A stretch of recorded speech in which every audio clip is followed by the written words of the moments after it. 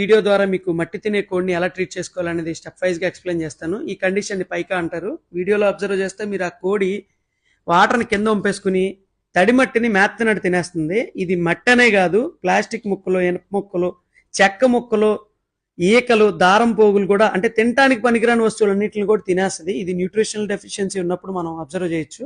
Main గా phosphorus డెఫిషియన్సీలో ఇది బాగా కనబడుతుంది. దీన్ని ఎలా ట్రీట్ చేసుకోవాలంటే ఫస్ట్ ఆఫ్ ఆల్ మనం దీనికి కింద మట్టి కానీ ఏమి తినడానికి పనికిరాని వస్తువులు ఏమి దొరకకుండా కింద ఒక టార్పాలిన్ సంచి కానీ గ్రీన్ మ్యాట్ కానీ వేసేసి, నేను ఇప్పుడు ఒక ఇంజెక్షన్ చెప్తాను. 3 to 4 kgs ఉన్న కోడికి 0.7 ml 5 days చేయాలి. 5 kgs అండ్ 5 to 6 kgs ఉన్న కోడికి 1 ml చేయాలి ఇంజెక్షన్. టోనోఫాస్ఫాన్ ఇది 5 days రెగ్యులర్ గా చేయాలి. ఇది 5 days లో సెట్ అవ్వకపోతే ఇంకొక 5 days ఎక్స్టెండ్ చేసుకోవచ్చు.